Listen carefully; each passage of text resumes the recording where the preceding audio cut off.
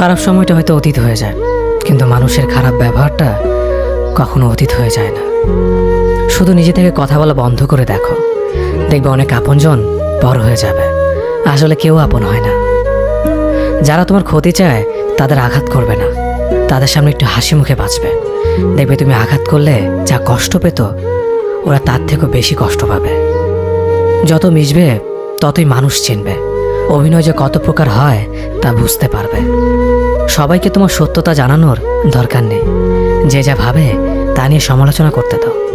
বেঈমান মানুষগুলো কখনো অপরিচিত মানুষ হয় না, খুব কাছের মানুষগুলোই বেঈমান হয়।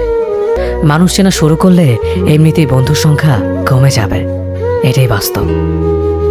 3টি কথা মনে রাখবেন: যে তোমাকে সাহায্য করে তাকে কখনো ভুলে যেও না, যে তোমাকে ভালোবাসে তাকে কখনো ঘৃণা করো না, যে তোমাকে বিশ্বাস করে তাকে কখনো ঠকিও না। ধোঁকা একজনেই দেয়, কিন্তু বিশ্বাস সবার উপর থেকে উঠে যায়।